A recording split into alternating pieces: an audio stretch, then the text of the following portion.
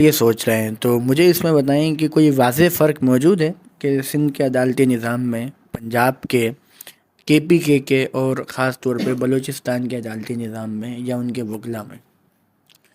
سر دیکھو، پہلی بات کہ ہم پاکستان 4 صوبوں میں ہمارا تقسیم ہے. 4 صوبے ہمارے 4 صوبوں میں تقسیم ہوا ہے. بس سندھ جو ہے، سندھ اور بلوچستان، اس کے ساتھ ایک اول رویہ رکھا گیا ہے شروعات سے. ٹھیک ہے. اب ہے کہ عدالتی نظام کی تو میں بات نہیں کر سکتا. ٹھیک ہے. عدالتی نظام کیونکہ جو ہے نا وہ پنجاب کا زیادہ اچھا ہے، اور وہاں جو ہے نا شروعات اگر وکلا کی یونٹی یا مزاحمت کی کریں تو اس میں میم آسماں جہانگیر کا نام سب سے اولین ہوتا ہے. اگر وکلا میں اگر جذبہ پیدا کرنے والی اگر کوئی عظیم شخصیات تھی تو میم آسماں جہانگیر تھی. سیدھی بات ہے، اس پہ میں کبھی بھی انکار نہیں کر، اس کی تحریک سے، اس کے انقلاب سے میں انکار نہیں کر سکتا.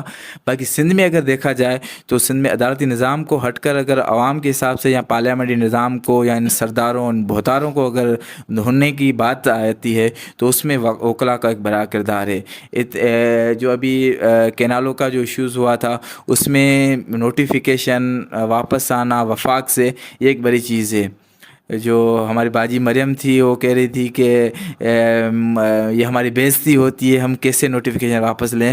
مگر ان کو وکلا نے بتایا کہ نوٹیفیکیشن ایسے 13 دن ببلوں میں بیٹھ کر رات دن جاگ کر پھر واپس لیتے ہیں، وہ آپ کو پتہ چل جائے گا. تو باجی مریم نے بھی دیکھ لیا. ابھی انشاءاللہ دوبارہ کوئی ایسی اسٹیٹمنٹ نہیں دے گی. باقی کچھ بہتری آ رہی ہے. اور وکلا جو ہے 27 امینڈمنٹ ابھی ریسنٹلی آئی تو اس میں بھی آگے رہے تھے.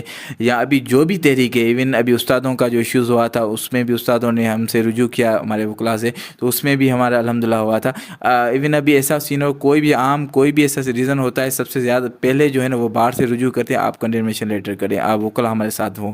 تو یہ جو ہے نا ایک ہماری فیور